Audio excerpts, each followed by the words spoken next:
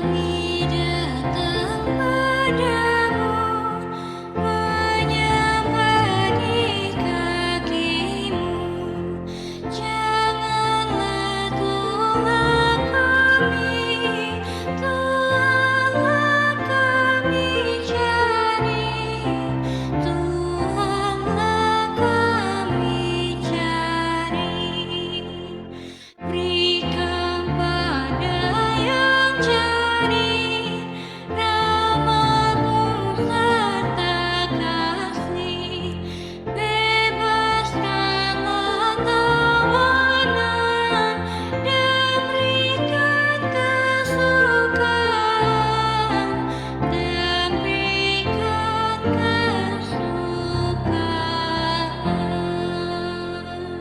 Shalom Bapak Ibu Saudara-saudaraku yang kekasih dalam nama Tuhan Yesus Kristus dimanapun kita berada. Kita bertemu kembali pada saat ini dalam sesi pelajaran kita, dan untuk mengawali pelajaran kita ini kita kembali berdoa minta kuasa dari Tuhan. Mari kita berdoa.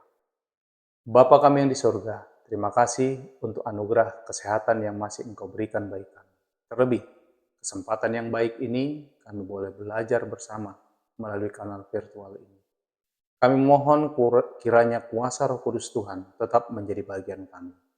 Tuhan yang mengajari kami, Tuhan yang memberikan hikmat kebijaksanaan dari surga, sehingga pelajaran ini kami boleh pahami dan kami boleh mengerti, dan terlebih kami boleh aplikasikan di dalam kehidupan kami. Inilah doa permohonan kami Bapa. Mohon ampun segala dosa kesalahan kami, dalam nama Tuhan Yesus kami berdoa.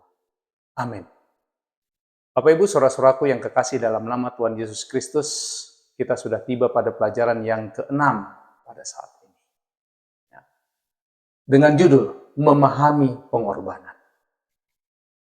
Ayat intinya terdapat dalam kitab Wahyu pasal 5 ayat yang ke-9. Dan mereka menyanyikan suatu nyanyian baru, katanya, Engkau layak menerima gulungan kitab itu dan membuka materai-materainya. Karena engkau telah disembelih dan dengan darah-Mu engkau membeli mereka bagi Allah dari tiap-tiap suku dan bahasa dan kaum dan bangsa. Sebagai fokus pelajaran kita pada saat ini terdapat dalam Kejadian pasal 4 ayat 1-8 dan Yesaya 53 ayat 1-12. Bapak Ibu Saudara-saudaraku yang kekasih, kita masuk pada poin ikhtisar dari pelajaran kita saat ini. Dikatakan bahwa ritual pengorbanan merupakan praktek yang dilakukan oleh sebagian besar masyarakat ANE, yaitu Timur Dekat Kuno. Di Timur Dekat Kuno, pengorbanan dianggap sebagai pemberian kepada dewa, menyediakan makanan untuk dewa sebagai imbalan atas pertolongan, Bapak Ibu sekalian. Saudara-saudaraku, namun Alkitab memberikan makna yang sangat berharga, yang sangat berbeda terhadap ritual pengorbanan. Bahkan Alkitab membalikkan tujuannya. Sementara dalam budaya Timur Dekat Kuno, pengorbanan menandakan pergerakan ke atas dari manusia kepada yang disembah, sedangkan dalam Alkitab, Bapak Ibu sekalian, pengorbanan menandakan gerakan ke bawah, yaitu dari Tuhan kepada manusia.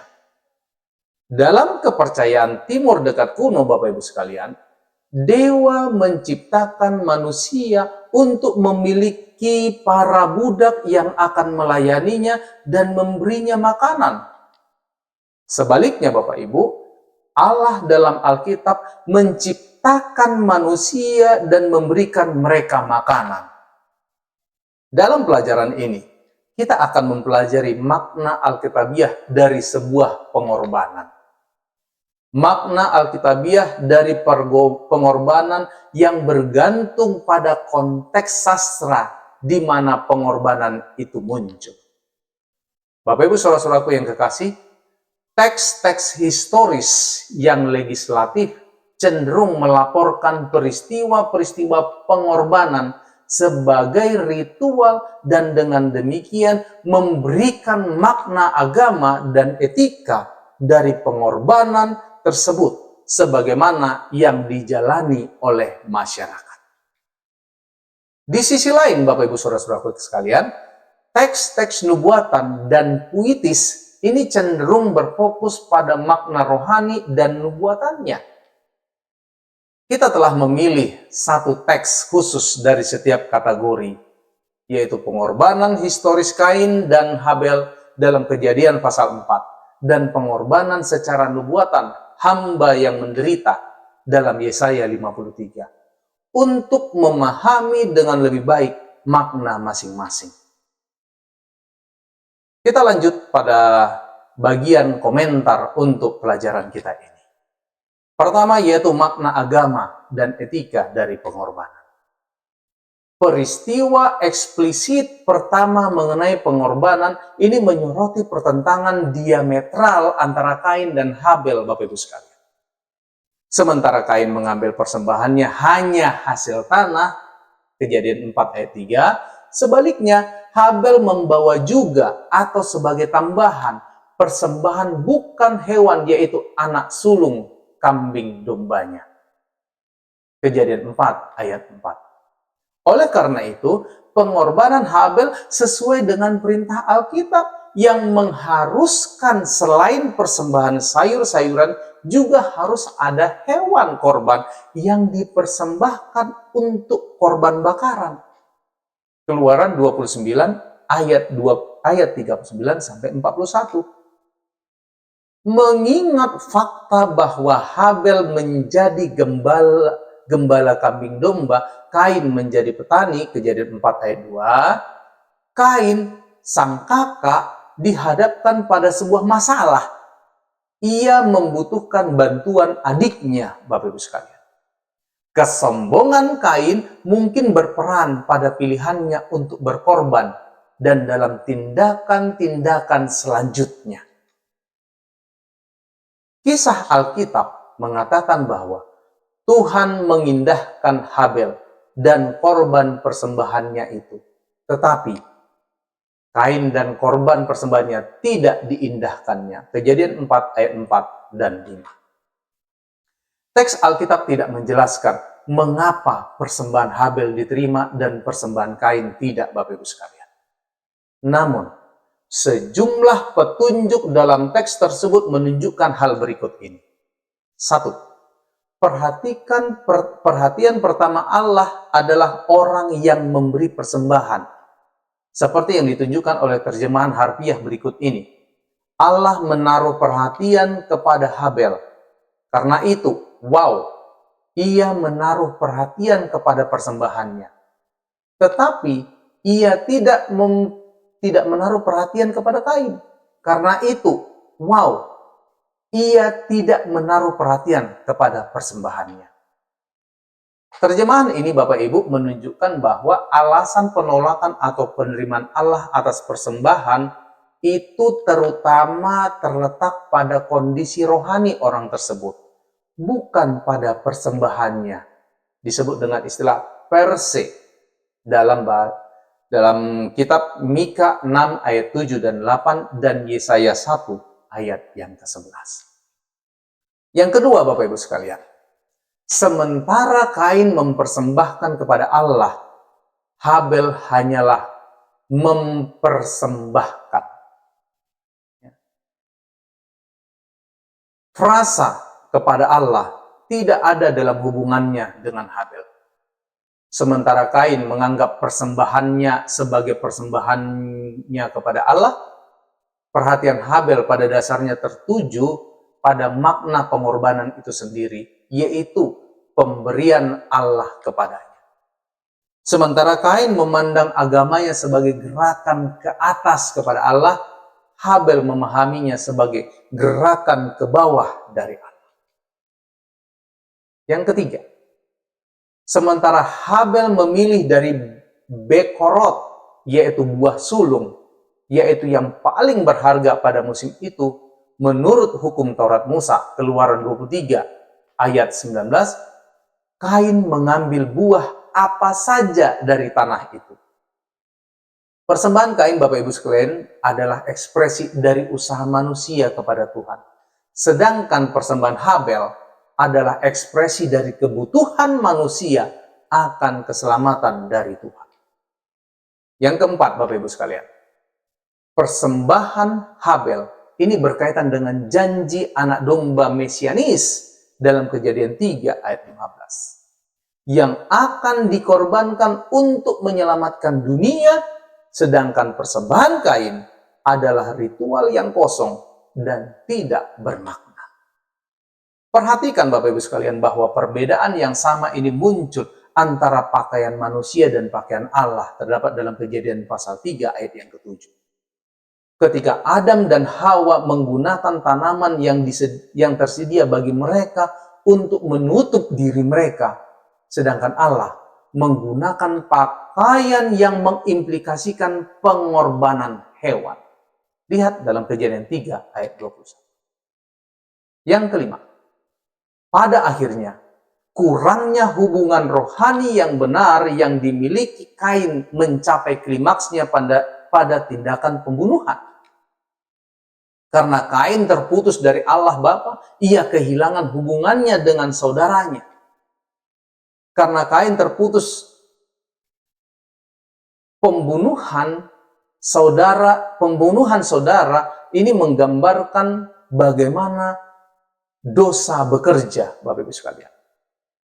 Dosa terhadap saudara berasal dari dosa terhadap Allah. Allah memahami hubungan antara agama dan etika ini ketika ia memperingatkan Kain. Dikatakan bahwa jikalau engkau berbuat baik, tidakkah engkau akan diterima? Kejadian 4 ayat 7, New King James Version. Frasa berbuat baik, pertama-tama ini berkaitan dengan pengorbanan yang benar, yang harus dipersembahkan oleh Kain. Tetapi Bapak Ibu sekalian, frasa ini juga mengacu pada perjuangan pribadi Kain melawan kejahatan, dan lebih khusus lagi, pada hubungannya dengan saudaranya. Bapak Ibu, selanjutnya kita lihat kata kerja Ibrani teitif, berbuat baik, memiliki konotasi etika yang kuat. Kata kerja yang sama digunakan oleh Yeremia untuk menggambarkan hubungan yang diinginkan antara manusia dengan sesamanya. Yeremia 7 ayat 5, New King James Version. Sangat menarik untuk dicatat bahwa pidato Yeremia kepada Israel berhubungan isu yang sama tentang kehidupan beragama dengan etika. Bapak Ibu saudara-saudaraku yang kekasih, setelah daftar panjang kejahatan etis, mencuri, berbohong, berzina, dan lain sebagainya, sang nabi berhadapan dengan bangsa yang kemudian datang berdiri di hadapanku, di rumah yang atasnya namaku diserukan. Yeremia 7 ayat 10. Panggilan ini Bapak Ibu sekalian sangat selaras dengan banyak nabi lain yang telah menekankan penolakan Allah terhadap pengorbanan ini. Mika khususnya dengan fasih menegaskan betapa tidak berharganya agama semacam itu. Apakah Tuhan akan berkenan kepada beribu-ribu ekor domba jantan? Ia telah menunjukkan kepadamu, hai manusia, apa yang baik, yaitu berbuat adil, mengasihi orang, dan hidup dengan rendah hati di hadapan Allahmu. Mika 6 ayat 7 dan 8. New King James Version. Makna nubuatan dari pengorbanan. Inilah topik berikutnya yang mau kita lihat dalam komentar ini, Bapak Ibu sekalian. Salah satu bagian Alkitab yang paling kuat mengenai makna nubuatan dari pengorbanan adalah nyanyian Yesaya tentang hamba yang menderita. Hubungan yang menderita diidentifikasi sebagai hamba yang menderita diidentifikasi sebagai korban yang dengan demikian menubuatkan pelayanan pengorbanan Yesus Kristus. Bahkan Bapak Ibu sekalian, ide utama dari perikop ini adalah penderitaan dan kematian hamba tersebut untuk tujuan penebusan. Gagasan ini muncul dalam 8 dari 12 ayat. Yesaya 53 ayat 4 sampai 8 dan 10 ayat 10 sampai 12. Hal ini juga dikuatkan di bagian tengah dari Yesaya 53 ayat 4 sampai 6 dan digambarkan dengan istilah dan motif-motif yang secara langsung dipinjam dari keimamatan Lewi. Sang hamba dibandingkan dengan seekor anak domba yang siap untuk disembelih. Ini kita bisa bandingkan antara Yesaya 53 ayat 7 dengan Imamat 4 ayat 32, Imamat 5 ayat 6, Imamat 14 ayat 13 dan 21, dan lainnya. Bapak Ibu sekalian, bentuk pasif, salah satu ciri khas dari gaya bahasa keimamatan Lewi, adalah yang paling menonjol dalam Yesaya 53. Kata ini, Bapak Ibu, digunakan 16 kali dalam teks ini. 12 diantaranya dalam bentuk nipal, bentuk teknis dari keputusan deklaratif imam, yang biasanya ini digunakan sehubungan dengan pengorbanan. Maksud-maksud religius kultural ini semakin ditegaskan oleh 7 rujukan kepada dosa yang mencakup ketiga istilah teknis. Ada pesa, awon, ket. Dia tertikam oleh karena pemberontakan kita, kata pesa. Dia diremukkan oleh karena kejahatan kita, kata awon. Tuhan telah menimpakan kepadanya kejahatan kita sekalian, kejahatan mereka, yaitu ada kata awon, dipikul, dia pikul. Ia menanggung dosa, kata ket, banyak orang. Yesaya 53 ayat 6, ayat 5, 6, 11, dan 12. Bapak Ibu saudara-saudaraku yang kekasih, satu ayat secara khusus mengungkapkan proses penebusan menurut keimamatan Lewi. Dengan pengetahuannya, hambaku yang benar akan membenarkan banyak orang, karena dialah yang akan menanggung kesalahan mereka. Yesaya 53 ayat 11, New King James Version. Kata pengetahuan, yaitu bedato, menunjukkan pada ayat 3, di mana akar kata yang sama, mengetahui, yaitu yadua, digunakan untuk mencirikan hamba sebagai orang yang mengetahui penderitaan. Ayat ini, Bapak Ibu sekalian, menjelaskan bahwa melalui pengetahuan ini atau pengalaman penderitaan ini, hamba akan membenarkan. Frasa berikut ini menjelaskan tindakan yang tersirat dalam kata kerja membenarkan. Karena dialah yang akan menanggung kesalahan mereka. Yesaya 53 ayat 11, New King James Version. Dengan menanggung kesalahan mereka, Bapak Ibu sekalian, hamba itu akan dapat membuat banyak orang menjadi benar. Ayat berikutnya, Bapak Ibu, menggunakan kata banyak lagi dan menegaskan penafsiran ini yang menjadikan banyak sebagai objek dari kata kerja membenarkan. Dikatakan, oleh karena itu, hamba itu menanggung dosa banyak orang. Yesaya 53 ayat 12. Bahasa ini, Bapak Ibu, dan gabungan ide-idenya cukup familiar dalam konteks Alkitabiah. Ini menunjukkan bahwa hamba itu seperti korban persembahan yang dalam sistem keimamatan Lewi ini menanggung dosa dan karenanya memungkinkan tersedia pembenaran dan pengampunan dari Allah. Dikatakan, jika ia membawa seekor domba sebagai persembahannya, menjadi korban penghapus dosa, haruslah ia meletakkan tangannya ke atas kepala korban penghapus dosa itu. Dengan demikian, imam mengadakan pendamaian bagi orang itu karena dosa ket yang telah diperbuatnya, sehingga ia menerima pengampunan. Imamat 4 ayat 32 sampai 35. Akses kultus yang kuat dalam teks ini menjunjung tinggi gagasan bahwa hamba yang menderita berperan sebagai korban pengganti, menggantikan orang berdosa untuk memberikan pengampunan. Bapak Ibu saudara-saudaraku yang kekasih, sebagai aplikasinya bagi kehidupan kita dari pelajaran ini, yang pertama, pengorbanan Allah untuk keselamatan kita.